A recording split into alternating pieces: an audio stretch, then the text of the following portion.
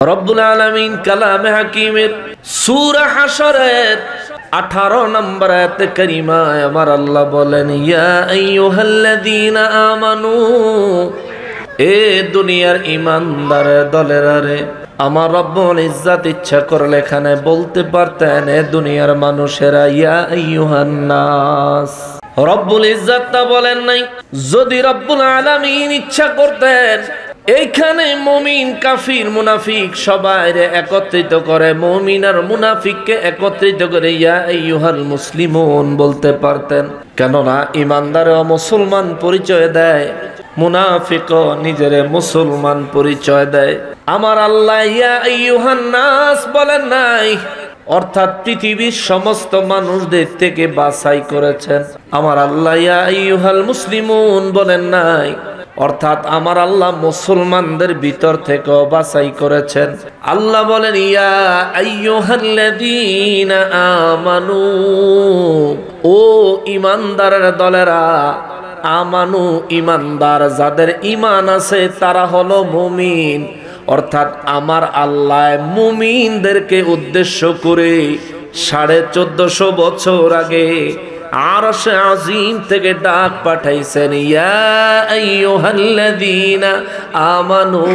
চিৎকার দিয়া বলেন সুবহানাল্লাহ।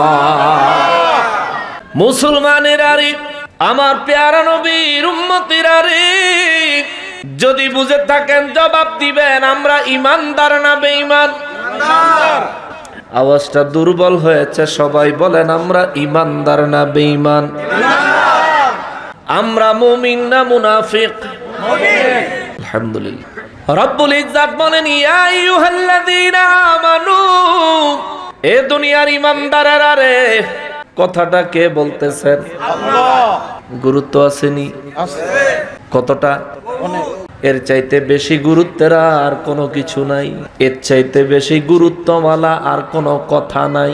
এর চাইতে বেশি গুরুত্বওয়ালা আর কোনো বাণী নাই।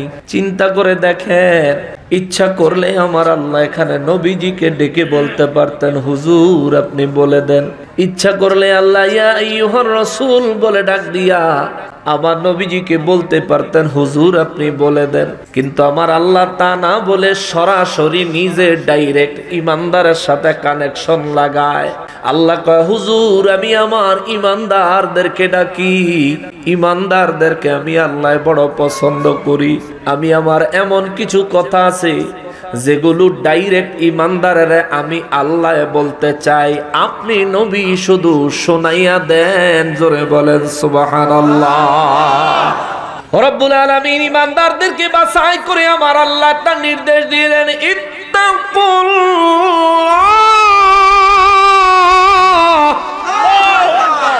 ইমানদারদেরকে বাছাই করে আমার আল্লাহ একটা নির্দেশ দিলেন, ইমানদারেরা রে, ও ইমানদার তোমরা আমি আল্লাহকে ভয় করো। ইমানদার তোমরা আমি আল্লাহকে ভয় করো। আমি আল্লাহর জাহান্নামের আযাবকে তোমরা ভয় করো।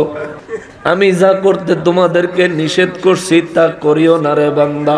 যা আমি করার জন্য তোমাদের উপর ফরজ করেছি তা ছাড়িস না রে বান্দা।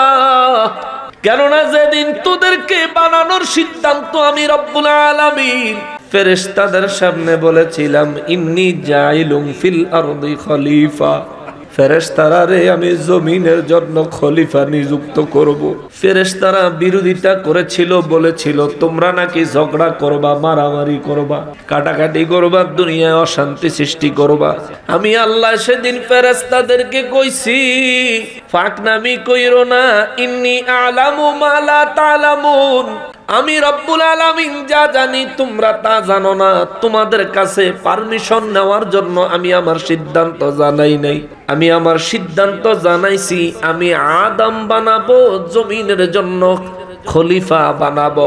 ওই খলিফার খেদমতগার খাদেম আমি আল্লাহ, তোমরা ফেরেশতাদেরকে বানাবো। ওই মহান রব্বুল ইজ্জত কই, ইয়া আইয়ুহাল্লাযীনা আমানু তাকুল্লাহ। আল্লাহু আকবার। ওই রব্বুল ইজ্জত কই, ইমানদার ফেরেশতারা মানা করেছে তবু আমি তোদেরকে বানাইছি। ও বান্দা খবরদার তুই একটু আমারে ভয় কর, পাপের কাজে যাইস না, গুনার কাজে যাইস না রে বান্দা। আমি আল্লাহকে ভয় করো, আমি আল্লাহকে ভয় করো, আমি আল্লাহকে ভয় করো। সাহাবায়ে কেরাম বলেন, নবী গো, রব্বুল ইজ্জাত তো কোনো কিছুর মুহতাজ না।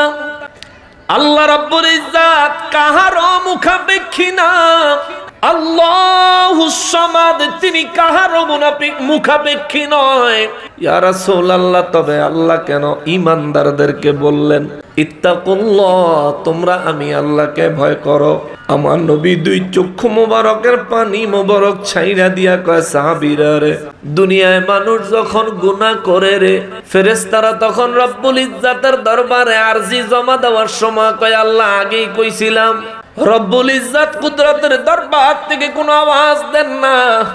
আর যখন ওই কোন ঈমানদার আল্লাহর ভয়ে গুনাহের কাজ ছেড়ে দেয়, যখন ওই কোন ঈমানদার তাকওয়ার সাথে আল্লাহর ইবাদত করে, যখন ওই কোন ঈমানদারের দ্বারা গুনাহ হয়ে গেলে রব্বুল ইজ্জাতের দরবারে ক্ষমা ভিক্ষা চায়, আমার আল্লাহ তখন গৌরব করে ফেরেশতাদেরকে দেখায়, দেখো তোমরা মানা করছিলা তা করে বানাইতাম, আমি আল্লাহ তা করে বানাইছি, আমি তা করে ভুলি নাই, তারাও আমারে ভুলে না। আল্লাহু আকবার। আমি আমার বান্দাগুলারে ভুলি নাই। নামাজ পড়ে না কিন্তু সকালের নাস্তা বন্ধ করি নাই। আমি আল্লাহর কুদরতের কদমে সিজদা লাগায় না, কিন্তু আমি আল্লাহ তার অক্সিজেনের বাতাস বন্ধ করে দেই নাই। আমার কুদরতের কদমে সিজদা দেওয়ার জন্য মুয়াজ্জিনরে দিয়া দিনে 5 ওয়াক্ত নামাজে 5 বার তারে ডাকলাম, হাইয়া আলাস সালাহ। আমার বান্দা নামাজে আসে নাই, কিন্তু বান্দার খানা আমি বন্ধ করি নাই। দুনিয়ার কোন জায়গায় তার জন্য প্রতিবন্ধকতা সৃষ্টি করি নাই। তার ইচ্ছার বিরুদ্ধে চলতে হবে এমন কোন বাধ্যবাধকতা আমি আল্লাহ তারে দেই নাই। কিন্তু দেখো, আমার বান্দারে দিয়া ইবলিস শয়তান তারে ওয়াসওয়াসা দিয়া গুনাহ করায় ফলাইছে। আমি আমার বান্দা গুনাহ করার সময় যেমনি ভাবে তারে ভুলি নাই, শয়তানের ওয়াসওয়াসা শেষ হতে দেরি হয়েছে, আমার বান্দা আবার আমার কুদরতের কদমে লুটায়া পড়তে দেরি করে নাই। ফেরেশতারা রে, ও ফেরেশতারা,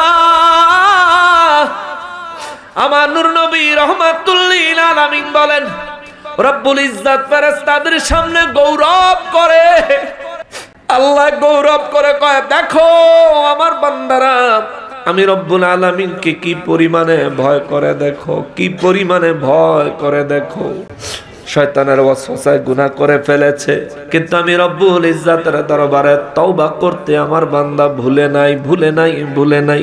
মুসলমানেরা রে, আমার নবী রাহমাতুল লিল আলামিন সাহাবায়ে কেরামদেরকে জবাব দিলেন, সাহাবীরা রে, রব্বুল ইজ্জাত ঈমানদারদেরকে ডাক দিয়া বলেছেন, ইয়া আইয়ুহাল্লাযীনা আমানুত্তাকুল্লাহ।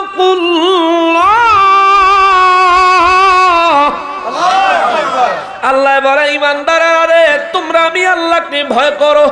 শোনো, যদি কোনো বান্দা আল্লাহকে ভয় করে, আল্লাহর কোনো লাভ হয় না, লাভ হয় বান্দার। সুবহানাল্লাহ। যদি দুনিয়ার কোনো মানুষ রব্বুল ইজ্জাতকে ভয় করে, লাভ আল্লাহর হয় না, লাভ হয় বান্দার।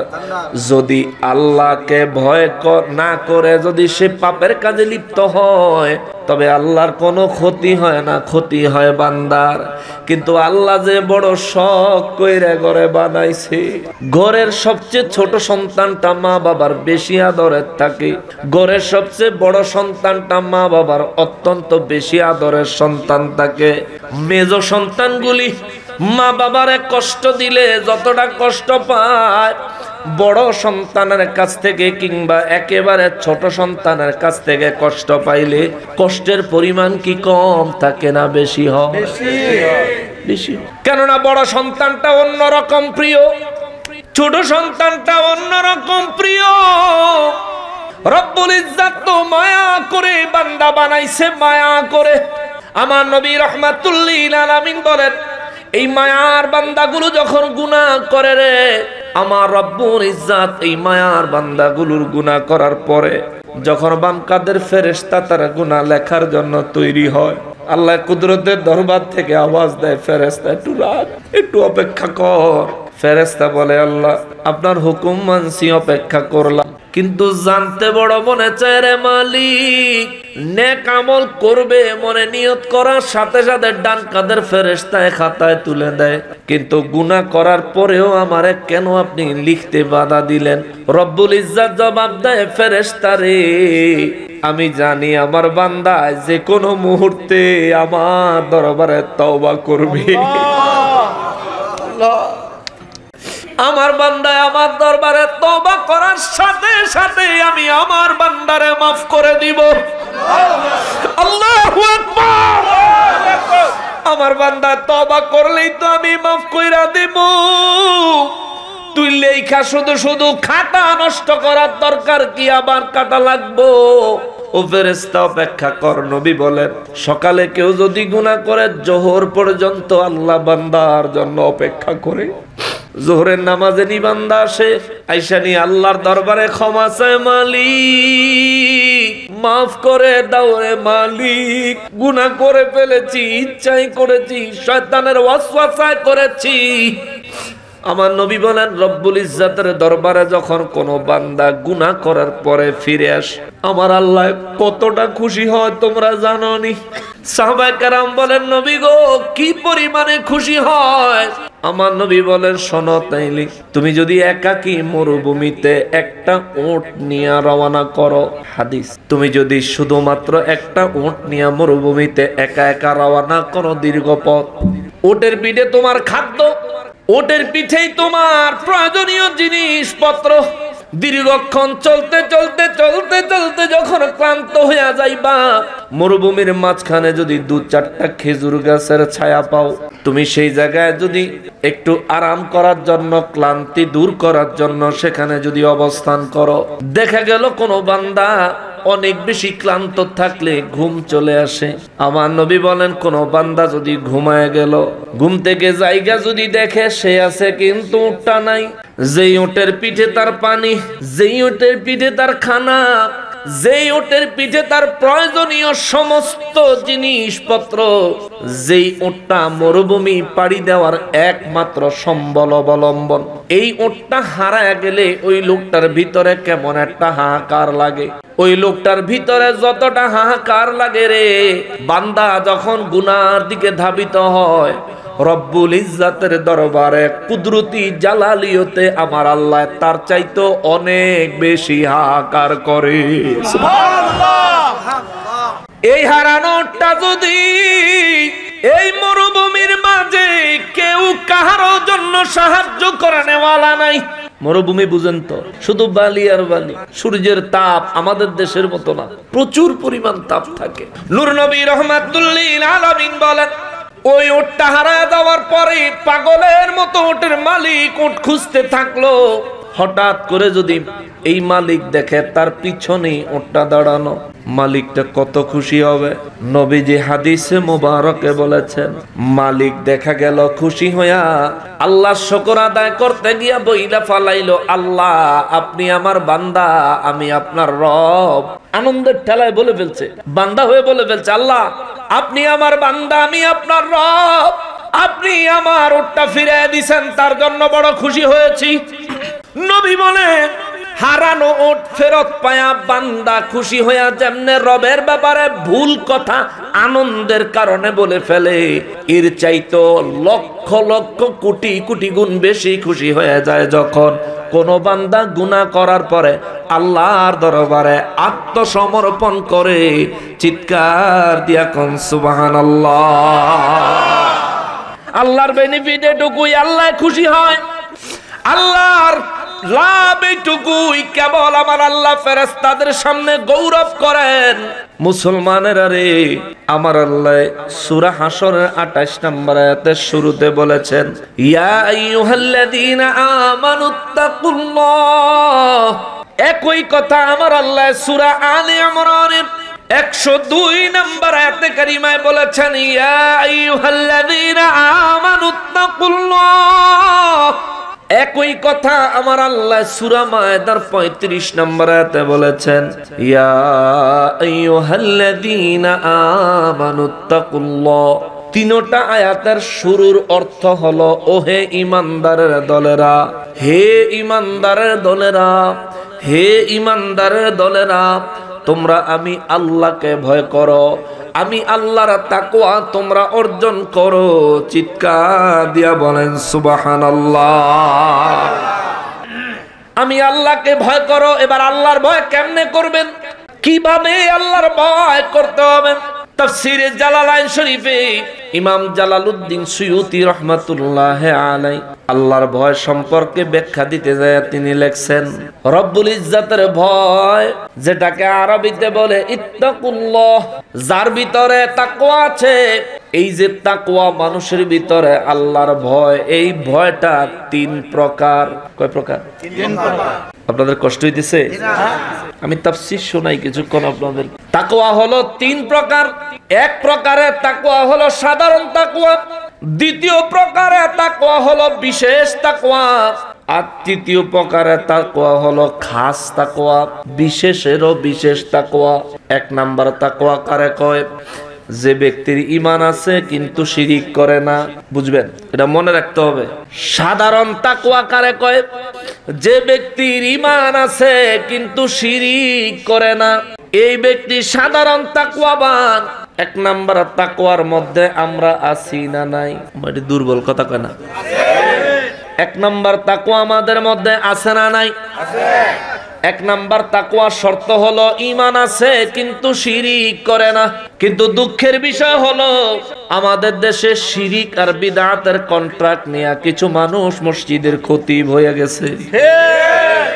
কন্ট্রাক্ট নিয়ে আইছে, তারা আইসা খালি যেখানে সেখানে শিরিকের ফতোয়া দেয়, যেখানে সেখানে বিদআতের ফতোয়া দেয়। আল্লাহর ওলিদের দরবার গুলোকে টার্গেট করে শিরিক খোঁজে। আল্লাহর ওলির দরবারে যদি শিরিক থাকে, সেই শিরিক বন্ধ করার জন্য তোমার যদি গুড়া কিরমিতে চুলকায়, আমি তোমার কাছে জানতে চাই, আল্লাহর ওলির দরবার ভাঙার জন্য তোমার মন এত নিষ্পিস করে, তুমি আবার মূর্তির মন্দির পাহারা দিলা কেমনে? ডাইরেক্ট শিরিক হয় সেখানে। তুমি সেখানকার পাহারাদার। দ্বীন, ইসলাম, তরিকত, তাসাউফ যেখানে শিক্ষা হয়, তুমি সেখানে আইসা শিরিকের গন্ধ খোঁজো। হে বেটা বেকুব, গোশতের তরকারির ফাতিলাতে কি শুটকির গন্ধ আইব? কথা কয় না। গোশতের তরকারির ফাতিলাতে শুটকির গন্ধ আইব? কিন্তু যদি আপনি বগলের তলায় শুটকি লইয়া গোস্তের পাতিলায় নাক ঢুকান, গন্ধ কি শুটকির না গোস্তের? পাতিলাত শুটকি আছে, শুটকি কোয়ানে? বগলের তলে। নিজের বগলের তলে 33,000 সিঁড়ি। মন্দির পাহারা দিলা কোন দলিলে? আমরা মন্দির ভাঙবো না, তাদের উপর হামলা করব না, তাদের নিরাপত্তায় কোনো প্রকারের ঘাটতি আমরা রাখবো না, করব না। কিন্তু মন্দির পাহারা দিলা কোন দলিলে? ওলি আল্লাহর দরবার জিয়ারতে গেলে তোমরার কথা হইল নিয়ত কইরা ওলির দরবারে যাইলে শিরক, তো নিয়ত কইরা মন্দির মূর্তি পাহারা দিতে গেলে কি নিয়ত করে যায় নাই? না নিয়ত ছাড়া হয়ে গেছে? মন্দিরও কি কাবা শরীফ বাইতুল্লাহ মনে করে গেছে? আমরা প্রশ্ন রাখলাম ভদ্রচিত ভাবে, মুসলমান হইলে পাক্কা মুসলমান হয়ে, ইহুদি মার্কা মুসলমান হইয়া কোনো লাভ নাই। ফিতনার যুগ চলছে, সামনে কিয়ামত। আপনার ভয় পাওয়ার কিছু নাই। ভয় হবে কার? আল্লাহ। জোরে বলতে হবে, ভয় হবে কার? ভয় হবে আল্লাহর, ভয় হবে আল্লাহর, ভয় হবে আল্লাহর। এই জন্য আল্লাহ কয়, ইয়া আইয়ুহাল্লাযীনা আমানুত্তাকুল্লাহ, এই ঈমানদারেরা তোমরা যদি ঈমানদার হও তাইলে আমি আল্লাহকে ভয় করো, আর যদি ঈমানদার না হও তাইলে তোমার ভয়ের দরকার নাই। আমি বলেছিলাম ভয় হলো তিন প্রকার, তাকওয়া হলো তিন প্রকার। এক নম্বরে তাকওয়া হলো ঈমান আছে, কখনোই শিরিক করে না, কিন্তু টুকটাক গুনাহ করে। এটা হইলো প্রথম তাকওয়া, যেটা আমাদের সবার আছে। আমরা কি শিরিক করি? কিন্তু গুনাহ আমাদের দ্বারা হয়, ঠিক কি না? গুনাহ আমাদের দ্বারা হয়। আমরা প্রথম পর্যায়ের ঈমানদার, আমরা প্রথম পর্যায়ের তাকওয়াবান। আমাদের দেশে অনেক মানুষ আছে বলতে চায় সে যেমন নবীও তেমন। আচ্ছা আচ্ছা না, এমন কিছু মানুষ এখন দেখেন যে আল্লাহর কোরআন দিয়া, আরে আমি যেমন নবী তেমন, এটা তো দূরের কথা, ওলি আল্লাহদের সাথেও তুলনা আছে। আমার স্টেজ ওলি আল্লাহর স্টেজ এক না। তাকওয়ার বিশ্লেষণটা প্রকারভেদ আপনি একটু পড়বেন। তাকওয়া কারে কয়? গত রাতে আমি গুনাহগার, সারাটা রাত তাকওয়ার উপর পড়াশোনা করেছি। আলহামদুলিল্লাহ। শোনানোর জন্য না, আওয়াজ দেওয়ার জন্য না, বললাম শুধু এই কারণে কথাটা, সারাটা রাত কিতাব পড়ছি আর দুই চোখের পানি শুধু ফালাইছি। কোথায় আছি? দুনিয়া নিয়ে মত্ত হয়ে গেছি। দুনিয়ার ভালোবাসায় আল্লাহকে ভুলে গেছি, দুনিয়ার ভালোবাসায় নবীকে ভুলে গেছি, দুনিয়ার মোহে পড়ে আখেরাতের কথা ভুলে গেছি। মাথায় টুপি আছে, গায়ে জুব্বা আছে, মুখে দাড়ি আছে, কিন্তু মিথ্যা বলতে একবারও চিন্তা করি না। মাথায় টুপি, গায়ে জুব্বা, মুখে দাড়ি, নামের আগে মোহাম্মদ, কিন্তু ওজনে কম দেওয়ার সময় আমাদের আখেরাতের কথা মনে থাকে না। এই জন্য রব্বুল ইজ্জাত কয়, ইয়া আইয়ুহাল্লাযীনা আমানু তাকুল্লাহা ওয়াল তানজুর নাফসুম মা কদ্দামাত লিগাদ। রব্বুল আলামিন বলেন, হে ঈমানদার, আমি আল্লাহকে ভয় করো। প্রত্যেকজন ঈমানদারের চিন্তা করা উচিত, ওয়াল তানজুর নাফসুম মা কদ্দামাত লিগাদ, প্রত্যেকের নিজের ব্যাপারে চিন্তা করা উচিত, আগামী কালকের জন্য সে কি পাঠাইছে, আগামী কালকের জন্য সে কি পাঠাইছে। সাহাবায়ে কেরাম বলেন, হুজুর আগামী কালকের কথাটা বুঝলাম না। আমার নবী বলেন, আগামী কাল মানে কবর, আগামী কাল মানে হাসর, আগামী কাল মানে মিজান, আগামী কাল মানে পুলসিরাত, আগামী কাল মানে কিয়ামত দিবস, হাসরের ময়দান। সাহাবীরা রে, আমার রব্বুল ইজ্জাত ঈমানদারদেরকে প্রথমে সতর্ক করেছে, ঈমানদার তোমরা আমি আল্লাহকে ভয় করো। কেমন ভয় করবেন? কেমন ভয় করব আল্লাহ তোমারে?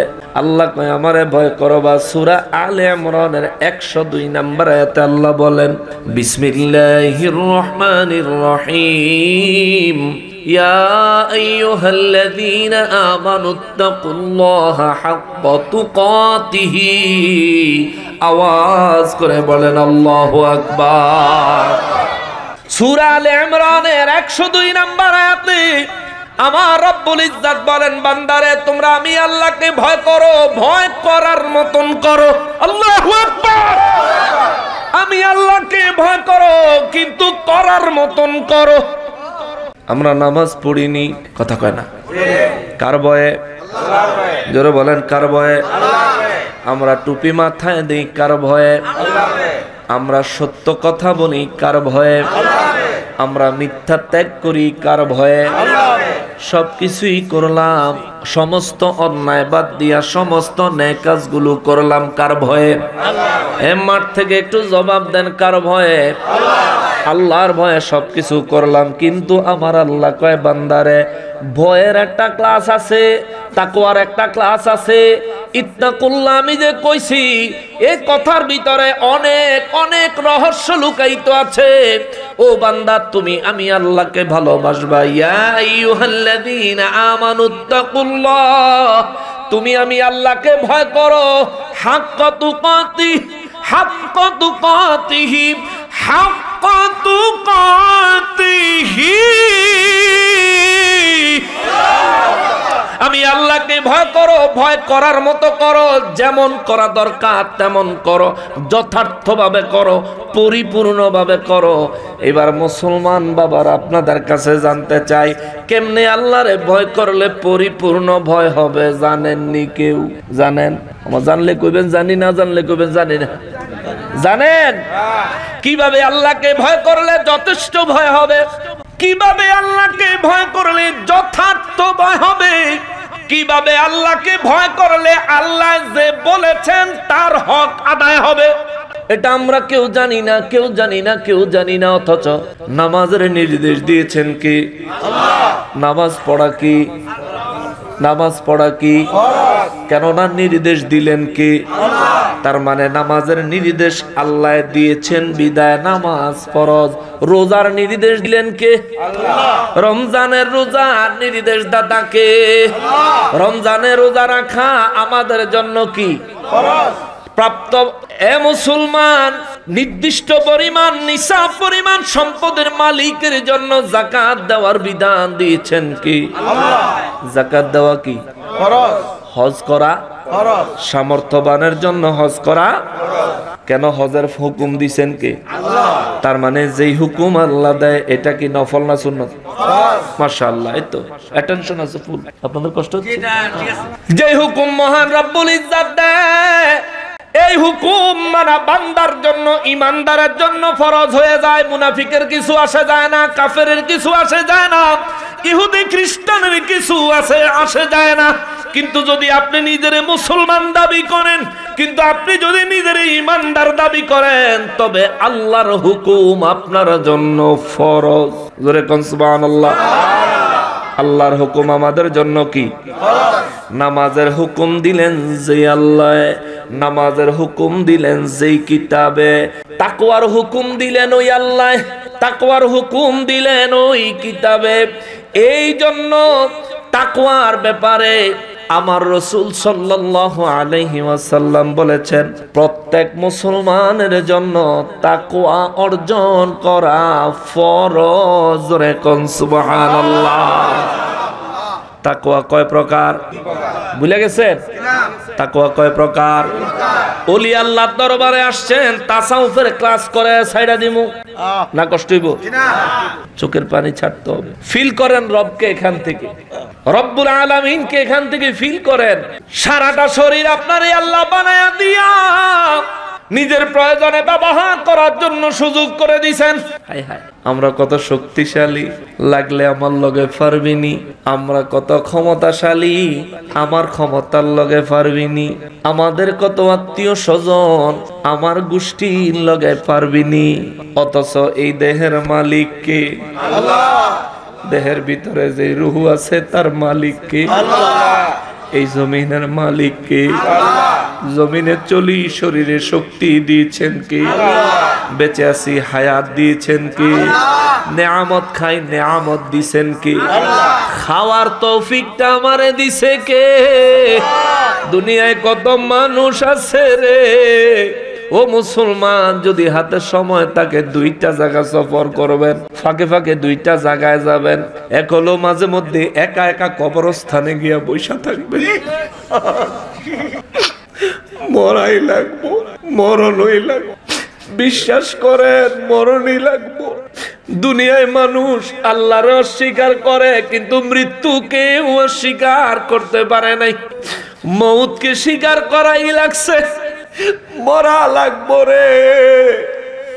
যদি মরণই লাগে, গাজীপুরের শ্রীপুরের মানুষ ওই আহাত চান শ্রীপুরীর মতো হইয়া মরে যান। দুনিয়াও জান্নাত, কবরও জান্নাত। হাসরের ময়দানেও আপনাকে আগায়া নিতে আল্লাহর রহমতের ফেরেশতারা স্লোগান দিবে, মরণ লাগবো, মরণ লাগবো রে মুসলমান। এই দেহে আল্লাহ যখন প্রাণ দিছে, তখন তুমি নিজের ইচ্ছায় কিচ্ছু করার ক্ষমতা ছিল না। তুমি মায়ের পেটে বয়স 3 মাস। দেহে যখন আল্লাহ প্রাণ দিছে, তখন তোমার কিচ্ছু করার ছিল না। তুমি মায়ের গর্ভে, বয়স তোমার 3 মাস। গেল আরো 3 মাস, তাও তুমি কিছু করতে পারো না। গেল আরো 3 মাস, একটু নড়াচড়া করো। নিজের হাতের নিয়ন্ত্রণ নিজের কাছে নাই, নিজের পায়ের নিয়ন্ত্রণ নিজের কাছে নাই। বুঝতেই পারো না কি করলে ডান হাত ডান দিকে যাবে, বুঝতেই পারো না কি করলে বাম হাত বাম দিকে যাবে, বুঝতেই পারো না মায়ের পেটে এত নারী ভুঁড়ির ভিতরে থাইকাও কোন জিনিস ধরে টান দিতে হবে এটা বুঝতে পারো নাই। মাঝে মধ্যে 2-1 হাতে পেঁচ লাইগা, পায়ে পেঁচ লাইগা মায়ের নারীতে টান দিছ। ইচ্ছা কইরা দেওয়ার মতন জ্ঞানও ছিল না, শরীরে শক্তিও ছিল না, শরীরে কন্ট্রোলিংও ছিল না। মায়ের গর্ভ থেকে 10 মাস 10 দিন পরে যখন পৃথিবীতে আসলা, মায়ের সামান্য একটু জায়গা দিয়া তোমার মতো একটা আস্ত মানুষ আমার আল্লাহ বের করে দিল। একটা মানুষ 47 ইউনিট বিজ্ঞান পরীক্ষা করেছে, সায়েন্সের থেকে পরীক্ষা করেছে, একজন মানুষ 47 ইউনিট কষ্ট সহ্য করতে পারে, 48 ইউনিটে গেলে মানুষটা মারা যায়। কিন্তু একটা মা সন্তান প্রসব করতে গিয়া 57 ইউনিট কষ্ট সহ্য করে। মেডিকেল সায়েন্স বলে একজন মানুষের শরীরের থেকে 20টা হাড্ডি একসাথে ভাঙলে যত কষ্ট, একটা মা একটা সন্তান প্রসব করতে এর চাইতেও বেশি কষ্ট পায়। তোমার মারেও বাঁচায়া রাখছে কে? তোমারেও বাঁচায়া রাখছে কে? একটা হাড্ডি ভাঙে নাই রে। এইটুকু জায়গা দিয়া আল্লাহ তোমার এত বড় একটা সন্তান বের করেছে, হাতের একটা আঙ্গুলের হাড্ডি ভাঙে নাই, যেগুলো তখন একেবারে কড়কড়ে নরম হাড়, একটু জোরে ধরলেই ভেঙে যাবে, কিন্তু আল্লাহ তোমারে সেখান দিয়া নিরাপদ ভাবে বের করে দিল। এই জন্য আল্লাহ কোরআন শরীফে কয়, বান্দারে, ও বান্দা, আমি আল্লাহরে কেন ভয় করবি না? আমি আল্লাহর ইবাদত কেন করবি না? আমি রব্বুল আলামিনের উপর কেন ঈমান আনবি না? তুই তো কিছুই ছিলি না, তোর কোনো অস্তিত্ব ছিল না, তোর কোনো নাম গন্ধ ছিল না, তোর বাবাও জানতো না তুই যে দুনিয়ায় আসবি, তোর মাও জানতো না তুই যে দুনিয়ায় আসবি। তোর বাবার থেকে এক ফোঁটা পানি, মায়ের থেকে এক ফোঁটা পানি, সেইটারে কমপক্ষে 12 কোটি ভাগ, সর্বোচ্চ 60 কোটি ভাগ। এক ফোঁটা পানি রে আমি আল্লাহ 60 কোটি ভাগ কইরা 59,99,99,999টা বাদ দিয়া একটা অংশ দিয়া তোরে বানাইছি। আল্লাহু আকবার। ওই একটা অংশ দিয়া রে বান্দা, ওই একটা অংশ দিয়া তোর একটা দেহ বানাইছি, দেহে মাথা দিছি, চক্ষু দিয়েছি, দেহে তোমার নাক, মুখ, হাত, পা, অঙ্গ প্রত্যঙ্গ, শরীরের প্রত্যেকটা বডি পার্টস আমি আল্লাহ তোরে দিছি। ও বান্দা, তোমার মাথার থেকে যদি শুরু করি, আমি আল্লাহ তোমার মাথায় চুলগুলো দিছি মাথাটা সেফ থাকার জন্য, রোদ থেকে বাঁচার জন্য, মাথার উপরে কোনো কিছুর আঘাত লাগলে যাতে কিছুটা হলেও তোমার মাথাটাকে সেভ করতে পারে, এই জন্য আমি আল্লাহ মাথায় চুল দিলাম। চুলের নিচে একটা চামড়া দিছি, চামড়ার নিচে অনেকগুলো টিস্যু দিছি, টিস্যুর নিচে অনেকগুলি রগ দিছি, রগের নিচে আমি আল্লাহ হাড্ডি দিছি, হাড্ডির ভিতরে আমি আল্লাহ মগজ দিছি। তোর মাথায় আমি আল্লাহ একটা মগজ বানাইছি রে। একটা গরু জবাই করলে 3 মণ, 4 মণ, 5 মণ, 8 মণ, 10 মণ, 20 মণ ওজন হয়, কিন্তু ওই গরুর মাথার মগজটা ওজন কইরা দেখো কতটুকু হয়। ও মুসলমান, বিজ্ঞান যাচাই করে দেখেছে, গরু যত বড়ই হোক না কেন, গরুর মাথার মগজের সাইজের চাইতে সাধারণ একটা মানুষের মাথার মগজের সাইজ অনেক বড়। বিজ্ঞান রিসার্চ করে বলে একজন মানুষের মাথার মগজের ওজন কমপক্ষে 1200 গ্রাম, কমপক্ষে 1200 গ্রাম। এই মোবাইলটার ওজন হবে 100, 150 কিংবা 200 গ্রাম। এই মোবাইলটা যদি মাথার উপর সারাদিন রাখতে চান পারবেন, যদি ট্যাপটুপ লাগিয়ে দেয় সারাদিন রাখতে পারবেন। একটা সময় ব্যথা হয়ে যাইব, একটা সময় বিরক্তি আইসা যাইব, একটা সময় আপনার কাছে অনেক বেশি ওজন লাগবে।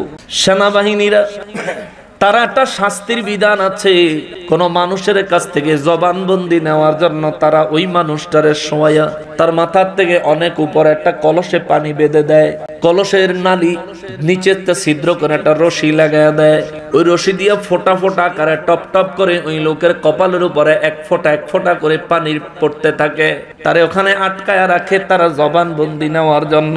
আমরা তো চিন্তা করি এক ফোঁটা পানি মাথায় পড়লে আর কি হবে, কিন্তু এই পানিটা যখন অনবরত পড়তে থাকে একটা পর্যায়ে যায় এই লোকটা মারা যাওয়ার মতো অবস্থা হয়ে যায়, এত কষ্টের ব্যাপার হয়ে যায়। মুসলমানের আরে একজন মানুষের মাথার মগজের ওজন কমপক্ষে 1200 গ্রাম।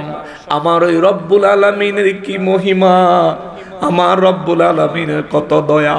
আল্লাহ মগরে বানাইছে মাথার উপরে 1200 গ্রাম ওজন দিয়া দিলে আমাদের মাথাটা ভার হয়ে থাকবে, মাথাটা ব্যালেন্স করা আমাদের জন্য কষ্ট হয়ে যাইব। এই কারণে আমার আল্লাহ দয়া করে আমাদের মাথার মগজটারে মাথার ভিতরে একটা পানি দিয়া পানির উপরে বাসায়া দিছে রে। বিজ্ঞান কয় এই পানির উপরে মগজটা ভাসায়া দেওয়ার কারণে 1200 গ্রাম মগজের ওজন মানুষের মাথায় 50 গ্রাম মনে হয়। গুগলে দেন, আজকে সার্চ দিলে আজকে পাবেন গরুর এত বড় মাথাটা, এত বড় মগজ। এক রাস্তা দিয়া প্রতিদিন তারা বাড়িতে নিয়ে যাইবেন, তবু দেখবেন যদি জমির থেকে তারা বাড়ির জন্য ছেড়ে দেন, রাস্তা ফেরাইব আরেকদিকে চলে যাইব। কিন্তু আমাদের এইটুকু মাথা ভিতরে গরুর মগজের চাইতে অনেক বড় মগজ দিচ্ছেন আল্লাহ। এই মগজে আমাদের মগজের অবস্থা কি, মগজের পাওয়ার কত, ক্ষমতা কত? কিছু কথা মনে হয়েছে বলবনি? বলবো। বাতি জ্বলতেছে কিসে? কারেন্টে, বাংলায় কয় বিদ্যুৎ। বিদ্যুতে বাতি জ্বলতেছে, বিদ্যুৎ না থাকলে বাতি জ্বলতো না। আমাদের মাথার মগজ চলার জন্য কারেন্ট লাগে। ডাক্তাররা জিজ্ঞেস করে দেখবেন মানুষের মাথার মগজ চালানোর জন্য কারেন্ট লাগে। কত ভোল্টের কারেন্ট লাগে? এই বাতিতে 220 থেকে 240 ভোল্ট হইলে বাতি জ্বলে। 220 থেকে 240 ভোল্ট হলে বাতি জ্বলে। ইলেকট্রিশিয়ান মাইক আলাদা আছে, তারা জানে। তাদের মাইকগুলিও 220 থেকে 240 ভোল্টেজে চলতেছে, তাই না? কিন্তু একটা মানুষের এই মগজ চালানোর জন্য 2000 কোটি মেগাওয়াট বিদ্যুৎ লাগে প্রতি মুহূর্তে। প্রতি মুহূর্তে 2000 কোটি মেগাওয়াট বিদ্যুৎ লাগে। এটা আপনার শরীর উৎপাদন করে, ব্রেনে সাপ্লাই করে। আল্লাহু আকবার, নারায়ে তাকবীর, নারায়ে রিসালাত, আহলে সুন্নাত ওয়াল জামাত, হযরত মাওলানা হাসান নুরুল হুসাইন নকশবন্দি সাহেব। অনেক দীর্ঘ কথা হয়ে গেল রে বাবা। রব্বুল ইজ্জতকে ভয় করেন, গুনাহ করবেন না, পাপ করবেন না। এই যে দেহ দিয়া পাপ করতেছেন, এই দেহ আপনার না, আপনার না, আপনার না, আপনার না, আপনার না।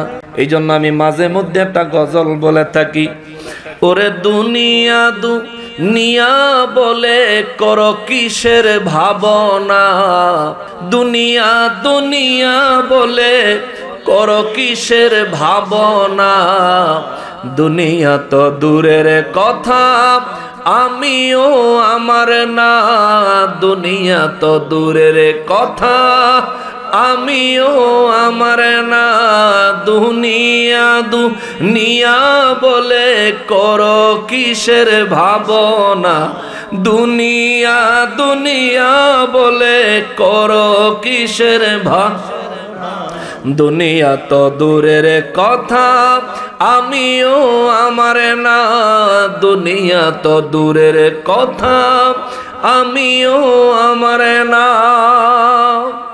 ওরে আজকে তোমার এত নাম, কালেলে আখিরি ঘুম, সব ক্ষমতা হারিয়ে যাবে, নামের আগে লিখবে তোমায় মরহুম। ওরে আজকে তোমার এত নাম, কালেলে আখিরি ঘুম, সব ক্ষমতা হারিয়ে যাবে, নামের আগে লিখবে তোমায় মরহুম। ওরে জনাব থেকে মরহুম হতে, ওরে জনাব থেকে মরহুম হতে 1 সেকেন্ডও লাগে না, দুনিয়া তো দূরের কথা আমিও আমার না, দুনিয়া তো দূরের কথা আমিও আমার না, দুনিয়া দুনিয়া বলে করো কিসের ভাবনা, দুনিয়া দুনিয়া বলে করো কিসের ভাবনা, দুনিয়া তো দূরের কথা আমিও আমার না, দুনিয়া তো দূরের কথা আমিও আমার না। ঠিক কিনা বলেন? ঠিক কিনা বলে? ওরে কত সম্পদ করছো কামাই, আমার আমার বলে সব সম্পদ ছেড়ে একদিন যেতে হবে চলে, ঠিক কিনা? কাফনে পকেট আছে? কালকে অনেকে কইব আমি গান গাইয়ে গেছি। তুই গানও চিনস না, শানও চিনস না, আইস শুধু খাইতি আর ইহুদিকে গোলামি করতি। আল্লাহ তোরে হেদায়েত দে, আল্লাহ তোরে সঠিক বুঝ দে। ওরে কত সম্পদ করছো কামাই আমার আমার বলে, সব সম্পদ ছেড়ে একদিন যেতে হবে চলে। ওরে মরণ কিন্তু আসবে একদিন, ওরে মরণ কিন্তু আসবে একদিন, না করলেও কামনা। দুনিয়া তো দূরের কথা, আমিও আমার না। দুনিয়া তো দূরের কথা, আমিও আমার না। দুনিয়া দুনিয়া বলে করো কিসের ভাবনা, দুনিয়া দুনিয়া বলে করো কিসের ভাবনা। দুনিয়া তো দূরের কথা, আমিও আমার না। দুনিয়া তো দূরের কথা, আমিও আমার না। ঠিক কিনা বলেন মুসলমানেরা রে, আমার প্যারা নবীর উম্মতেরা রে? এই কথাটা, এই শানটা, এই গজলটা গাইলাম এই কারণে, দেহ নিয়ে বাহাদুরি করার, নিজের দেহের খবরই তো নিজে জানেন না, নিজের দেহের খবরই তো নিজে জানেন না। মানুষের মগজ চলতে প্রতি মুহূর্তে 2000 কোটি মেগাওয়াট বিদ্যুৎ লাগে। যেই বিদ্যুৎ বাংলাদেশে হইলে 24 ঘন্টা বাংলাদেশে আলো জ্বালান যাইতো, সমস্ত মিল ফ্যাক্টরি সারাদিন চালান যাইতো, কোনো অসুবিধা হইতো না, বহির্বিশ্বে কারেন্ট বেচন যাইতো।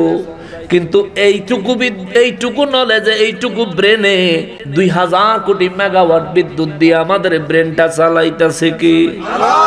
জোরে বলতে হবে কে? এই ছোট্টখাট্ট 2-3টা বাতি জ্বালাইলে মাস শেষে 1000 টাকার বিল। যদি ব্রেন চালাইতে কারেন্ট কিনা চালার লাগতো, উপায় থাকতো হনি। ডাক্তারেরা এই ব্রেন সম্পর্কে আরো কিছু তথ্য দিছে, বলবো একটু জানেন নিজের সম্পর্কে। একটা মানুষের ব্রেন খুলে, ব্রেনটারে যদি খোলা হয়, মাথার ভিতরে ব্রেনটা তো গুছায়া থাকে। ডাক্তাররা বলে ব্রেনটারে যদি খুইলা সোজা করা হয়, সোজা কইরা যদি এই ব্রেনটারে দুনিয়ার কোন জায়গায় রাখতে চায়, 1 তলা 200টা বাড়ি লাগবে। আল্লাহ, একটা মাথার মগজ রাখতে 1 তলা 200 বাড়ি লাগবো, কিংবা 200 তলা একটা বিল্ডিং লাগবো খালি একটা মগজ রাখতে। আল্লাহু আকবার! এই মাথার মগজটা আল্লাহ কত পাওয়ারফুল বানাইছে, একসাথে 10,000 শব্দ মনে রাখতে পারে। আল্লাহু আকবার! একসাথে 10,000 বাক্য মনে রাখতে পারে। অত্যন্ত দীর্ঘ কথা আমি বলবো না, মুখের জিহ্বার কথাটা কয়ে যাই শোনেন। আমাদের জিহ্বার ভিতরে 10,000 টেস্ট করার সেল আছে। আল্লাহু আল্লাহ! 10,000 রকমের স্বাদ গ্রহণ করার ক্ষমতা দিয়ে আল্লাহ জিহ্বাটারে বানাইছে। 10,000 রকমের স্বাদ। চিনি খাইলে জিহ্বায় ধরে ফেলে চিনি, হাতে ধরলে বোঝা যায় না চিনি না লবণ, ঠিক না? হাতে ধরলে বোঝা যায় না চিনি নাকি লবণ, জিহ্বায় দিতে দেরি সাথে সাথে কইয়া দেয় লবণ। চিনি মুখে দিলে সাথে সাথে বলে দেয় মিষ্টি চিনি। ও মুসলমান, এত পাওয়ারফুল জিহ্বা আমাদেরকে বানাইয়া দিল কে? এই জিহ্বার জন্য আমাদের কাছ থেকে কোনো বিল নেয়, ভাড়া নেয়? বলেন ভাড়া নেয়? তবু আপনি আল্লাহ শুকর কেন আদায় করেন না? তবু আপনি কেন এই রব্বুল আলামিনকে ভয় করেন না? ও মুসলমান, আমার রব্বুল আলামিন যদি ইচ্ছা করে এই মুহূর্তে আপনার নিঃশ্বাসটা বন্ধ করে দিতে পারে কি পারে না?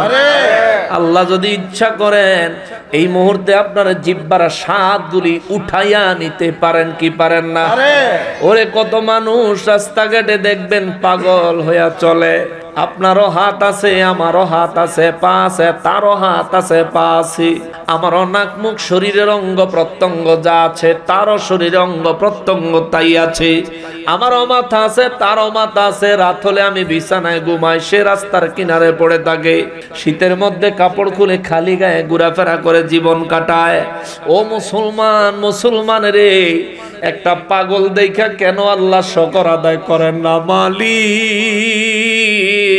তুমি আমারে সুস্থ রাখছো, এখানেই শুধু শেষ না, তার মতো পাগল না বানায়াও তো আমারে বড় দয়া করছো। ও আমার মালিক, এই দয়ার শুকরিয়া আমি কেমনে আদায় করব? ও আল্লাহ, এই দয়ার শুকরিয়া আমি কেমনে আদায় করব? মুসলমানের আরে আমার নূর নবী রাহমাতুল লিল আলামিন বলেন, শোনো এ মুসলমান, তাকওয়া তিন প্রকার, তিন প্রকার, তিন প্রকার। এক নম্বরের তাকওয়া হলো সাধারণ তাকওয়া। সেটা কি? ঈমান আছে কিন্তু শিরিক করে না। সাধারণ তাকওয়া। আমরা কি শিরিক করি? না। মাজারে সেজদা দেই? না। অনেকে কয় আমরা বলে মাজারে সেজদা দেই। যে বলে তারা যদি জিজ্ঞেস করেন, আচ্ছা সেজদা কারে কয়, বেটকি লেগে থাকবো। সেজদা কাকে বলে? মাথা ঝুঁকাইলেই সেজদা? চুমু দিলে সেজদা? কোনো কিছু জমিনে পড়ে গেছে তুলতে গেলে সেজদা? বেকলে খালি শিরিক শিরিক ফতুয়া দেয়। আল্লাহ তার হেদায়েত দেখ, জোরে কোন আমিন। রব্বুল ইজ্জাতের হাবিব রাহমাতুল লিল আলামিন বলেন, সাধারণ তাকওয়া হলো ঈমান আছে কিন্তু শিরিক করে না। এবার স্পেশাল তাকওয়া, স্পেশাল একটু স্পেশাল তাকওয়া হলো ঈমান আছে, শিরিকও করে না। আল্লাহ যা করতে নিষেধ করেছেন তা কখনোই করেন না। আল্লাহ যা করার জন্য বলেছেন তা কখনোই ছাড়েন না। সুবহানাল্লাহ। এটা হলো দ্বিতীয় ক্লাস, সেকেন্ড ক্লাসের তাকওয়া হলো রব্বুল ইজ্জাত যা নির্দেশ দিয়েছেন তা কখনোই ছাড়েন না, আল্লাহর নির্দেশ অনুযায়ী আমল করেন। আর আল্লাহ পাক যা করতে নিষেধ করেছেন তা কখনোই করেন না, এবং ঈমানের সাথে কখনোই শিরিক করেন না। তিন নাম্বার ঈমানদারের স্তর আমার নবী রাহমাতুল লিল আলামিন বলেন, তিন নাম্বারের স্তর হলো যে ঈমানের সাথে কখনোই শিরিক করে না, আল্লাহর হুকুমকে যে কখনোই অমান্য করে না, যে আল্লাহ পাকের নিষেধ করা কাজগুলো কখনোই করে না, এবং সর্বদা নিজের অন্তরে রব্বুল ইজ্জাতের নাম জপতে থাকে। নিজের অন্তরটাকে মহান রব্বুল ইজ্জাতের জন্য ওয়াকফ করে দেয়, রব্বুল ইজ্জাতকে অন্তরে জায়গা দেয়, রব্বুল ইজ্জাতকে ছাড়া কোনো অন্যায় অপরাধ শয়তানের ওয়াসওয়াসা কোনো গুনাহের কাজ চিন্তাও করে না। এটা হলো স্পেশালেরও স্পেশাল সিরিয়ালে 3 নাম্বার, হাকিকতে 1 নাম্বারের তাকওয়া। চিৎকার দিয়া কোন সুবহানাল্লাহ। প্রথম তাকওয়া সাধারণ তাকওয়া হলো আমাদের জন্য, আমরা ঈমানদার কিন্তু শিরিক করি না, কিন্তু অন্যান্য গুনাহ করি। দ্বিতীয় তাকওয়া হলো ওলি আল্লাহদের জন্য। আল্লাহু আকবার। এই জন্য বলেছি আমরা ওলির এক না। নবী তো অনেক পরের কথা, নবী আমার মতন, এটা তো অনেক পরের কথা। কোন ওলি আমার মতন না, কোন ওলির তাকওয়া আমার মতন না, আমার তাকওয়া কোন ওলির মতন না। আহাদ শ্রীপুরীর মতো যদি আমার তাকওয়া থাকতো রে, আল্লাহর ওলিদের মতো যদি আমি আমার ভিতরের তাকওয়াটা পয়দা করতে পারতাম, দুনিয়া এবং আখিরাত তাদের মতো আমারও ধন্য হইয়া যাইতো। এই জন্য বলি রে বাবা, দুনিয়ায় আমি চলি ফিরি, আমি ভালো কাজও করি মন্দ কাজও করি, আমি প্রথম তবকায় পড়ে আছি তাকওয়ার, দ্বিতীয় তবকায় ওলি আল্লাহরা, 3 নম্বরের তবকায় হলেন নবী এবং রাসূলেরা। চিৎকার দিয়া কোন সুবহানাল্লাহ। 3 নম্বরের তবকায় হলেন নবী এবং রাসূলেরা। এখন বলবেন হুজুর, আমরা যদি কঠিন তাকওয়া অবলম্বন করি ফায়দা কি হবে? একটু লাভ দেখাই নাকি? লাভ, কারণ আমরা লাভ বুঝলে তার উপর কাজ করতে স্বাচ্ছন্দ্য বোধ করি, পছন্দ করি।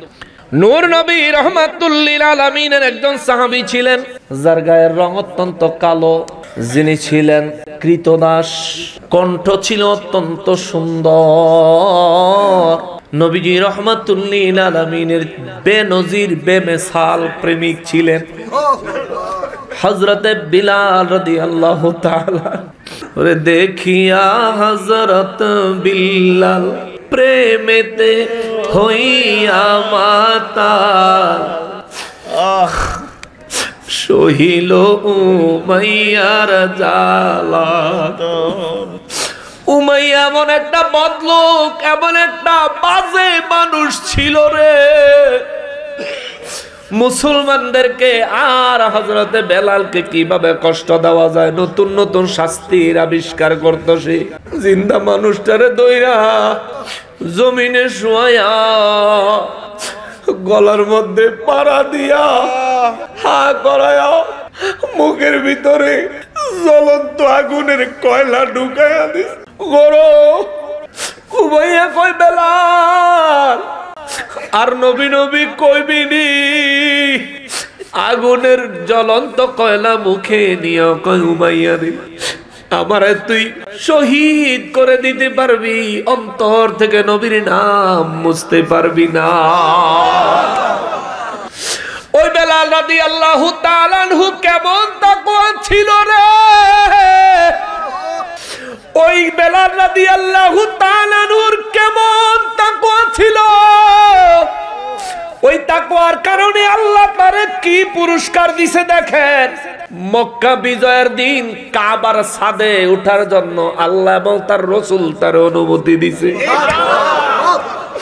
মক্কা বিজয়ের দিন কাবার ছাদে দাঁড়ায়া মহান রব্বুল ইজ্জতের নাম উচ্চারণ করার সুযোগ আমার আল্লাহ বেলালের দান করেছে। মেরাজে আমার নবী যায়া জান্নাত ভ্রমণের জন্য যখন জান্নাতে প্রবেশ করেছেন, নবী রাহমাতুল লিল আলামিন একটা কদমের আওয়াজ শুনলেন। জিবরাইল আমিনের কয়, জিবরাইল রে মেরাজে কি আমারে একা নিয়ে আইছো না আরো কাউরে নিয়ে আইছো? কয় হুজুর আপনি একা। আমার নবী কয় তাইলে কার যেন কদমের আওয়াজ জান্নাতে পাওয়া যায়? জিবরাইল আমিন কয় হুজুর এটা আপনার পাগল সাহাবী বেলাল। এটা তাকওয়ার পুরস্কার, তাকওয়ার পুরস্কার, ভালোবাসার পুরস্কার। এটা ভালোবাসার পুরস্কার, তাকওয়ার পুরস্কার। নবীজি কয় বেলাল কি জান্নাতে? জিবরাইল কয় জি না হুজুর, বেলাল জান্নাতে না। আমার নবী বলেন তাইলে পায়ের শব্দ আসে কোত্থেকে? জিবরাইল কয় হুজুর বেলাল ফজরের আগে তাহাজ্জুদের সময় ঘুম থেকে যখন জাগে, জায়গা নামাজের জন্য ওযু করে যখন নামাজের দিকে টুক টুক টুক টুক করে আগায়া যায়, বেলাল দুনিয়ায় কদম ফালায়, ওই কদমের আওয়াজ জান্নাতে বেজে ওঠে। নূর নবী রাহমাতুল লিল আলামিন মেরাজ শরীফ থেকে এসে বলে বেলাল রে আমি জান্নাতের ভিতরে তুমি বেলালের পায়ের আওয়াজ শুনে আসছি। বেলাল রাদিয়াল্লাহু হাউমাউ করে কেঁদে দিছেন। হুজুর আমার মতো কালো মানুষ ঠিক মতো শব্দ উচ্চারণ করতে পারি না, উমাইয়া আমার জিহ্বাটা জ্বালায়া দিছে। হুজুর আমার পায়ের আওয়াজ আপনি জান্নাতে শুনেছেন, আমি বেলালের জীবন ধন্য গো নবী। আপনার কদম মুবারকের কারণে আমি বেলালের জীবন ধন্য। আমার নবী কয় বেলাল রে আমি একটু জানতে চাই তুমি এত বড় মর্যাদা কেমনে হাসিল করলা? তুমি দুনিয়ায় চলো আর জান্নাতে তোমার পায়ের আওয়াজ কদম ধ্বনি শোনা যায় রে বেলাল। বেলাল রাদিয়াল্লাহু তাআলা আনহু দুই হাত জোর করে বলেন নবী আমি বেলাল কি জানি কি করব? আমি তো রহমাতুল লিল আলামিনের চাইতে কোন দিক থেকে বেশি জানি না। আমি তো রহমাতুল লিল আলামিনের চাইতে বেশি ইবাদত কখনোই করতে পারি না। তবে হুজুর আপনি যেহেতু জিজ্ঞেস করেছেন একটা কথা বলতাম। আমি প্রতিদিন যখন ওযু করি হুজুর, ওযু করার পরে 2 রাকাত ওযুর শুকরিয়া আদায় করার জন্য আমি 2 রাকাত নফল নামাজ পড়ি, তাহিয়াতুল ওযুর নামাজ পড়ি, এছাড়া অতিরিক্ত কোনো কিছু করি না। আমার নবী বেলালের দিকে তাকায় 2 চক্ষু মোবারকের পানি মোবারক ছেড়ে দিয়া কয় সাহাবীরা রে আমার উম্মতের খবর দিও, যে ব্যক্তি ওযু করার পরে 2 রাকাত তাহিয়াতুল ওযুর নামাজ সব সময় পড়বে, ওই ব্যক্তি বেলাল যে জান্নাতে থাকবে আল্লাহ তারে ওই রকম জান্নাত দান করবে। বেলালের পায়ের শব্দ দুনিয়া থেকে যেমন জান্নাতে পাওয়া যায়, আমার ওই উম্মতের কদমের শব্দ দুনিয়া থেকে জান্নাত পর্যন্ত পৌঁছে যাবে। এটা তাকওয়া তাকওয়ার পুরস্কার, তাকওয়ার পুরস্কার, তাকওয়ার পুরস্কার। তাকওয়া কেমনে অবলম্বন করবেন? মিথ্যা বলবেন না, কারো গীবত করবেন না, কারো প্রতি খারাপ ধারণা অন্তরে রাখবেন না। কেউ অনেক ধনী, আল্লাহ আপনারে কম ধনী বানাইছে, তার মতো সম্পদ পাওয়ার আকাঙ্ক্ষা করে তার সাথে হিংসায় লিপ্ত হবেন না। আপনার অভাব থাকলে মালিকের কাছে বলবেন, আল্লাহ আপনি তো তারে দিছেন, তার মতো চাই না, আল্লাহ আপনার রহমত থেকে আমার জন্য বাজেট করেন। মুসলমানেরা রে, ও মুসলমানেরা, তাকওয়া অর্জন করার একটা কৌশল আছে। ইমামে আজম আবু হানিফা রাহমাতুল্লাহি আলাইহির একটা কথা মনে পড়েছে, শেষ করে দিচ্ছি আমি, অনেক রাত হয়ে গেছে। ইমামে আজম একদিন তার শরিকদারের বাজারে কাপড় বেচতে পাঠাইছে। সবাই তো জানেন ইমাম আবু হানিফা রাহমাতুল্লাহ আলাই তিনি কাপড়ের ব্যবসা করতেন। তার শরিকদারেরা যখন পাঠায়, একটা কাপড় ছিল রিজেক্ট, একটু ছেঁড়া বা ক্ষতিগ্রস্ত। ইমামে আজম বলেছে, এই কাপড়টা যার কাছে বিক্রি করবা তারে আগে দেখাইবা যে এই দেখেন এই জায়গায় একটু সমস্যা আছে, আপনি যদি নিতে চান নিতে পারেন, দাম কম আছে, এটা বলবা, না বইলা বিক্রি করবা না। এই বেচারা একা মানুষ, বাজারে গিয়া যখন অনেক কাস্টমারের কাছে মাল বেচতেছে, বেচারা বুইলাই গেছে এটা সিরার কথা, এটা যে সিরা হেডে বুইলা গেছে। বাজারে কাপড় টাপড় বিক্রি কইরা 30,000 দিরহাম সেদিন কামাই হইছে। কত? 30,000। এই সময় 30,000, অহংকার 30,000 কোটি টাকা। ইমামে আজম তার কাছে যখন এই শরিকদার পৌঁছাইছে, ইমামে আজম সর্বপ্রথম জিজ্ঞাসা করছে, সিরা কাপড়টা কই? কবে বেচা দিস? হুজুর বেচা লাইছ। বলে বেচা লাইছো? কাজী যার কাছে বিক্রি করছো তারে বলছো নি? আল্লাহ হুজুর আমার একটু মনে নেই, আমার মনেই ছিল না হুজুর, আমার যদি মনে থাকতো তাহলে আমি অবশ্যই বলতাম। হুজুর আমি এত ব্যস্ত ছিলাম, কাস্টমারের এত চাপ ছিল, আমি বলতে ভুলে গেছি। ইমামে আজম বলে, ওই মানুষটারে চিনো? ইমামে আজম বলে, তার বাড়ি কই তুমি জানো নি? না হুজুর আমি জানি না। তারে খুঁজা পাওয়ার কোন পদ্ধতি আছে নি? কয় না, নাই। কয় টাকা বেচছ? হুজুর 30,000। দাও টাকা দাও। দিরহাম হাতে দেওয়ার পর ইমামে আজম ওই 30,000 দিরহাম একটা সিরা কাপড়ের লাগা সব আল্লাহর রাস্তায় দান করে দিছে। এটা তাকওয়া। আমরা হইলে কইলাম হইলে থাকা কি হইছে, আমি তো মনে নাই, ইচ্ছা করে দর করি নাই, ইচ্ছা করে টুপি মাথা দিয়ে ওজনে কম দিয়ে দেয় আমাদের দেশে। অনেক বড় ভদ্র ভদ্র ব্যবসায়ী আছে না, হেতার ব্যবসার টুপি একটা, নমাজের টুপি আর একটা। নামাজ আজান দিলে আগে যায়, চুরিটাও সবার থেকে বেশি করেই করে আছে। মুসলমানেরা রে, আমার প্রিয় নবীর উম্মতেরা রে, তাকওয়া এমন হতে হবে। বলবেন হুজুর যদি এমন তাকওয়া অবলম্বন করি আমাদের ফায়দা কি হবে, লাভ কি হবে?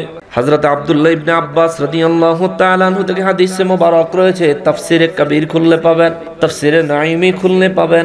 হযরত আব্দুল্লাহ ইবনে আব্বাস রাদিয়াল্লাহু তাআলা আনহু বলেন, আমার নবী রাহমাতুল লিল আলামিন বলেছেন, কেউ যদি চায় দুনিয়ার সমস্ত মানুষ তারে সম্মান করুক, এটা চান নি যে দুনিয়ার সব মানুষ আপনারা সম্মান করুক? চান না? আমার ইজ্জত চায় না কেডা? সবাই তো চায়। আমার টাকা পয়সা কম বেশি এটা হলো পরের কথা, সম্পদ থাকুক বা না থাকুক সেটা পরের কথা, কিন্তু আমার অন্তত সম্মানটা করুক। আমি যতদূর ভাবনা দূরই করুক, তাই না? যতটুকু প্রাপ্য দূরই করুক। আমারে একেবারে মন্ত্রী মিনিস্টারের মতন সম্মান দেওয়ার লাগতো না। আমার যতদূর প্রাপ্য আমি যতটুকু পাওয়ার অধিকার রাখি এতটুকু দেখ। নবী বলেন, যে ব্যক্তি চায় দুনিয়ার সব মানুষের কাছে সে নিজে যেন সম্মানিত হয়, মানুষ যেন তার দেখলেই চিনে বা না চিনুক, জানুক বা না জানুক, তারা দেখলেই যাতে মানুষের অন্তর থেকে সম্মান আসে, এই রকম পরিস্থিতি যে ব্যক্তি চায় ওই ব্যক্তিকে বলে দিও সে যেন তাকওয়াবান হয়ে যায়। সুবহানাল্লাহ। তাকওয়াবানের মানে কি? কাউকে ধোঁকা দেওয়া যাবে, আল্লাহর নিষেধকে ওভারটেক করা যাবে, আল্লাহ যেটা মানা করছে এটা মানা হই, যেটা হারাম করছে এটা হারাম হই, ধরবো না, খাবো না, যাবো না, কিছু করবো না। আর আল্লাহ রাব্বুল ইজ্জাত যে কাজগুলি করার জন্য হুকুম দিবেন ওই কাজগুলি করবেন। আর হলো হাই ক্লাসের তাকওয়া অর্জন করার জন্য কি করবেন? আল্লাহ রাব্বুল ইজ্জাত নিজে সূরা মায়েদার 35 নম্বর আয়াতের মধ্যে আল্লাহ বলে দিচ্ছেন, ওয়াবতাগু ইলাইহিল ওয়াসিলা। তোমরা তাকওয়া শিক্ষা করার জন্য, কিভাবে তাকওয়া অর্জন করলে তোমার তাকওয়ার পরিধি বাড়বে, তোমার ঈমানের মজবুতি বাড়বে। কিভাবে তাকওয়া অর্জন করলে তুমি আমার প্রিয় ওলি হতে পারবা, এটা শিখার জন্য তোমার শিক্ষা প্রতিষ্ঠানে যাইতে হবে। সেই শিক্ষা প্রতিষ্ঠানের নাম নবীর যুগে ছিল নবীর দরবার, সাহাবায়ে কেরামের যুগে ছিল সাহাবায়ে কেরামের দরবার, তাবেঈগণের যুগে ছিল তাবেঈগণের দরবার, তাবেঈগণের যুগে ছিল তাবেঈগণের দরবার, মাযহাবের আইম্মাদের যুগে ছিল মাযহাবের আইম্মাদের দরবার, এরপরে আউলিয়াদের দরবার। কালে কালে আস্তে আস্তে আস্তে আস্তে এখন হলো হক্কানি রব্বানি আল্লাহর ওলির দরবার, হলো আপনার তাকওয়া বৃদ্ধি করার সঠিক শিক্ষা প্রতিষ্ঠান। আল্লাহর ওলির সোহবত হলো আপনার জন্য তাকওয়া শিক্ষার উত্তম ক্লাস, এছাড়া আর কোনো উপায় নাই। চিৎকার দিয়া বলেন আল্লাহু আকবার। তাকওয়া অবলম্বনের নির্দেশ দিচ্ছেন কে? আল্লাহ। আবার তাকওয়া কোনখানে গেলে পাইবেন, কার মাধ্যমে গেলে পাইবেন? আবার আরেক জায়গায় বলছেন ওয়াকুনু মা'আস সাদিকিন, তোমরা সৎ লোকদের সঙ্গ লাভ করো। এই দুনিয়ায় যত সৎ মানুষ আছে, আমাদের এই বাংলাদেশে আজ পর্যন্ত যত সৎ মানুষ আছে, আমি মনে করি সবচেয়ে বড় সৎ লোক হইল শাহজালাল বাবা, সবচেয়ে বড় সৎ লোক হইল ওলি আল্লাহরা। না এর চেয়ে বড় সৎ আছে? ওলি আল্লাহ বর্তমানে জীবিত কিংবা মাজার শরীফে অবস্থান করা যত ওলি আল্লাহ আছে, ওলি আল্লাহদের চাইতে বড় সৎ লোক কি সমাজে আছে? আমার অদ বিচার করতে পারতেন না এই জায়গা। আমি যে অতলা বড় হুজুর, এত মহব্বত করে ভালোবাসা আমার যে দাওয়াত দিয়ে আপনারা নিয়ে আসছেন, আমি আসলাম, এই দীর্ঘক্ষণ আপনাদের সামনে কথা বললাম, নিজের হায়াতের সময় ব্যয় করে, রাতের ঘুম হারাম করে, সব ভুইলা গিয়া এই যে সময় ব্যয় করলেন, চাতক পাখির মতো তাকায় সময়টা ব্যয় করলেন। যদি সততার দিকে আমারে জাস্টিফাই করেন, 100-তে 100 হবে, কিন্তু 100-তে 100 হইব আহাদ চাঁদ শ্রীপুরী রহমতুল্লাহ আলাইহির কাছে, ঠিক কিনা বলেন? আচ্ছা, তাহলে এবার আল্লাহ আমাদেরকে শিক্ষা প্রতিষ্ঠান দেখাইলো আল্লাহর ওলির দরবার, শিক্ষক দেখাইলো আল্লাহর ওলিরে। বায়াত গ্রহণ করো অর্থাৎ ভর্তি হও, সোহবত হাসিল করো অর্থাৎ ক্লাস করো, তাইলে কামেল হইতে পারবা, কামেলে মোকাম্মেল হতে পারবা। আমাদের দেশ সহ গোটা বিশ্বে মুসলিম উম্মাকে চিরতরে ধ্বংসের দ্বার প্রান্তে পৌঁছে দেওয়ার জন্য আল্লাহর ওলিদের থেকে মানুষকে বিমুখ করার বড় ষড়যন্ত্র চলছে, যাতে ওলি আল্লাহর দরবারে মানুষ না যায়। এক গ্রুপ লাগায় দিছে আল্লাহর ওলির দরবার ভাঙার জন্য কন্ট্রাক্টরিতে, হেগরে বন্যায় সাহায্যের নাম দিয়ে হাজার হাজার কোটি টাকা ইহুদিরা দেয়, হেরা আবার বন্যার নাম দিয়ে ওই কালো টাকারে সাদা করে ফেলায়। বুঝেন নাই? ফেসবুকে স্ট্যাটাস দিলে বলে হাজার হাজার কোটি টাকা, 2,500 কোটি টাকা প্রধানমন্ত্রী, সাবেক প্রধানমন্ত্রী 2,500 কোটি টাকা লোন আনতে জিন্দিগি তামাতাম হয়ে গেছে।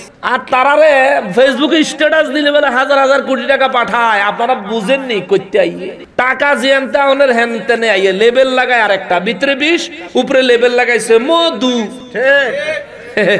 ভিতরে কি বিষ, আর লেবেল লাগাইছে কি মধু। এই সমস্ত নমুনা দিয়া আন্না তারা কালো টাকা সাদা কইরা ইহুদিদের এজেন্ডা বাস্তবায়ন করতেছে। মানে নবীর সাথে এত দুশ্মনী কিসে? 40 বছরের আগে নবীজি বলে নবী আছে না, ফকিন্নির বলা তো সাবাত দাঁত ফলাইয়া দিব বেয়াদব।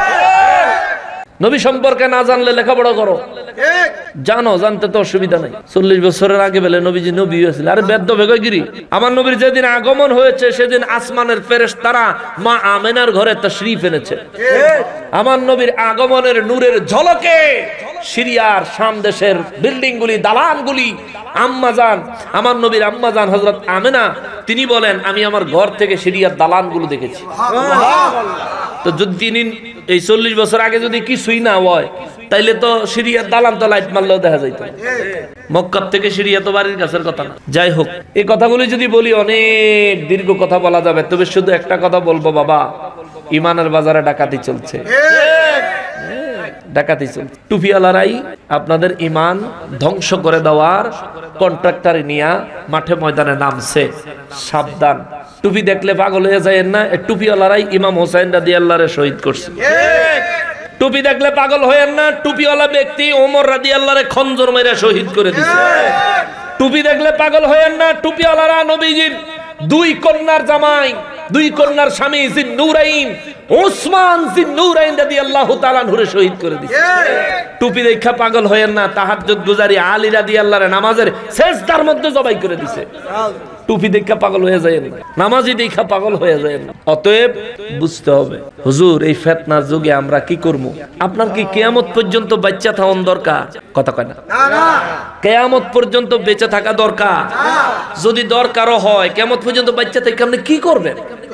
হযরত খিজির আলাইহিস সালাম আবে হায়াতের পানি খাইয়া যেই মাত্র কিয়ামত পর্যন্ত হায়াতের ঘোষণা পাইছে, যে জায়গায় পানি গাইছে হেনই বইয়া কান্দা শুরু করছে, হেনই কান্দা শুরু করছে। আল্লাহ কুদরতি আওয়াজ দিয়ে কয়, কিরে এত বড় নিয়ামত দিলাম, আবে হায়াত খালি, কিয়ামত পর্যন্ত হায়াত দিল, তুই কান্দস কে? তুই খুশি নইবি? কয় আল্লাহ কিয়ামত পর্যন্ত হায়াত দিয়ে আমি করবো নাকি? হিডে লেগে কান্দছি। এইটুকু হায়াতে যে যন্ত্রণা, বাদশা জুলকারনাইনের খাদেম খেদমত করতে করতে জীবন শেষ, এমনকি কিয়ামত পর্যন্ত আমার শুধু খাদেম এই টাউন লাগবে। আল্লাহ রাব্বুল ইজ্জত বলে, ঠিক আছে যাও, আমি তোমাকে একটা দায়িত্ব দিলাম, সমুদ্রের নিচের বাদশাহী পরিচালনার দায়িত্ব, যাও। সুবহানাল্লাহ। এই কথাটা কেন আনলাম? খিজির আলাইহিস সালাম কিয়ামত পর্যন্ত হায়াত পাইয়া বয়ে বয়ে কাঁদছে, খুশি হইতে পারে নাই। আমি আর আপনি যদি কিয়ামত পর্যন্ত হায়াত পাই, কান্দন ছাড়া কোনো উপায় নাই।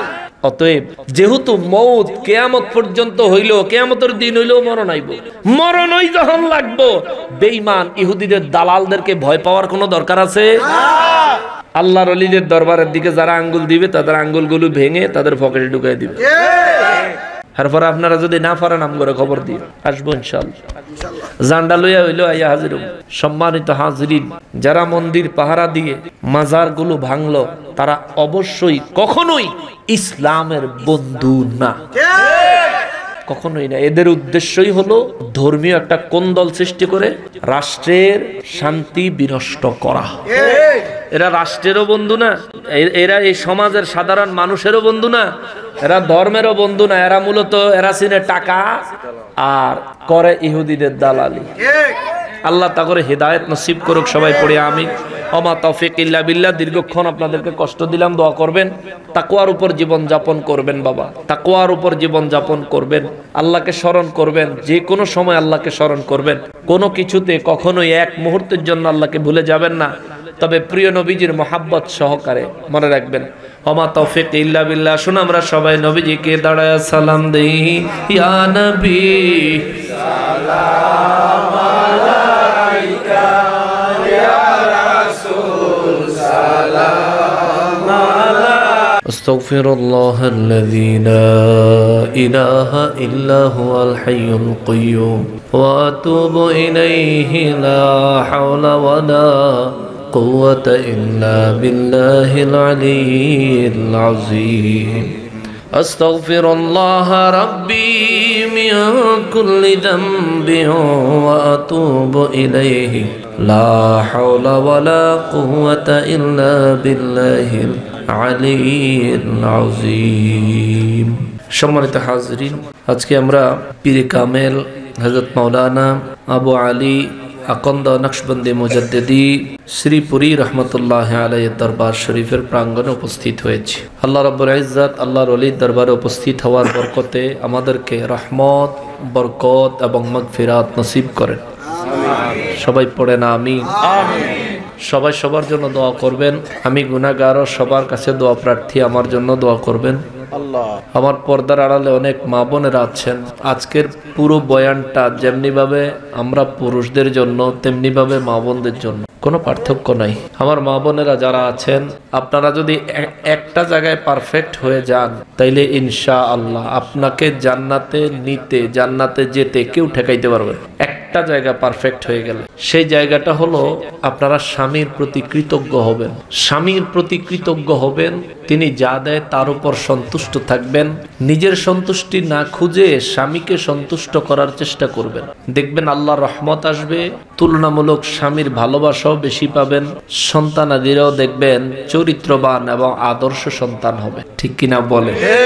মা বোনদেরকে জন্য বলি, স্বামীদের প্রতি কৃতজ্ঞ হবেন। স্বামীরা যারা আছেন, আপনারাও স্ত্রীদের প্রতি কোনো ধরনের জুলুম বা অবিচার করবেন না। স্ত্রীদেরকে অন্যায়ভাবে কোনো কষ্ট দিবেন না। ইসলামী শরীয়তের বিধানের বাইরে কোনো প্রকার কষ্ট তাদেরকে দিবেন না। যদি আপনাকে আল্লাহ তাআলা বেশি পরিমাণে খরচ করার তৌফিক দিয়ে থাকেন, স্ত্রী এবং সন্তানদের জন্য খরচ করবেন। নবীজি রাহমাতুল লিল আলামিন বলেছেন, স্ত্রী সন্তানদের জন্য মানুষ যেটা খরচ করে এটা সদকায়ে জারিয়া, দান হিসাবে আল্লাহ আমলনামায় লিখে রাখে। সুবহানাল্লাহ। যা খাওয়াইলেন স্ত্রী সন্তানকে, যা পড়াইলেন, এটা কিন্তু দান। আর দানের সওয়াব হচ্ছে এই যে শুরু হয়েছে আর বন্ধ নাই, কিয়ামত পর্যন্ত চলবে। সুবহানাল্লাহ।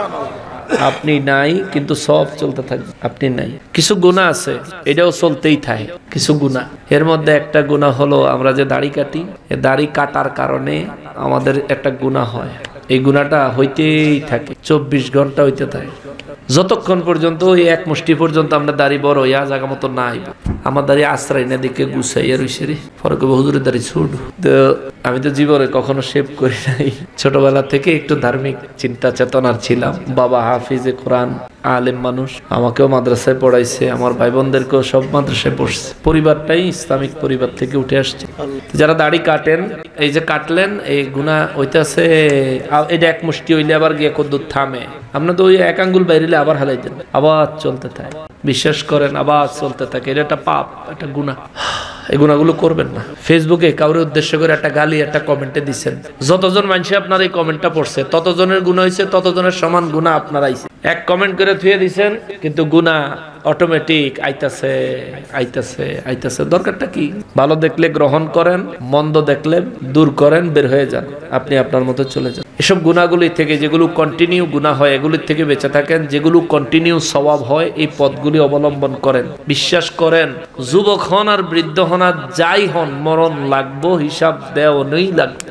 আজকে এত বড় প্যান্ডেলে এই এলাকার সব মানুষ আসে নাই, না আইসা বাড়িতে থাকতে পারছে। হাসরের ময়দান যেদিন কায়েম হয়ে যাবে, হিসাব না দিয়া কেউ পালাইতে পারবে না। সমান হিসাব দিতেই হবে।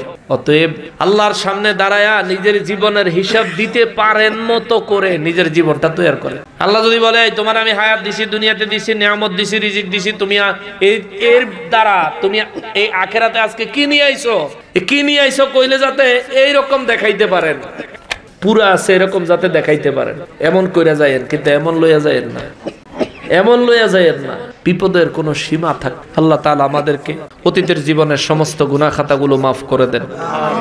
আল্লাহ তাআলা আমাদের ভবিষ্যৎ জীবন নিয়ামতপূর্ণ, রহমত ও বরকতপূর্ণ করে দেন। আমাদেরকে তাকওয়া অবলম্বনমুখী জিন্দেগি তৈরি করার তৌফিক দান করে দেন। আল্লাহ আমাদের প্রত্যেককে আউলিয়ায়ে কেরামদের মতো তাকওয়াবান হয়ে কামেলে মোকাম্মেল হওয়ার তৌফিক দান করে দেন। আমার মা বোনেরা বাচ্চাদের জন্য দিনে রাতে যে পরিশ্রম করেন, তাদের এই পরিশ্রমটাকে আল্লাহ সদকায়ে জারিয়া হিসেবে কবুল করেন। আমার মা বোনেরা অনেক কষ্ট করে সন্তানদেরকে কোলে পিঠে করে মানুষ করে। আল্লাহ তাআলা ওই মা বোনদের কষ্ট, পরিশ্রম সন্তানদের মঙ্গলের জন্য, রহমতের জন্য, সন্তানদের হেদায়েতের পক্ষে আল্লাহ কবুল করেন। আস্তাগফিরুল্লাহ রাব্বি মিন কুল্লি যামবি ওয়া আতুবু ইলাইহি, লা হাওলা ওয়ালা কুওয়াতা ইল্লা বিল্লাহিল আলিয়্যিল আযীম। আল্লাহ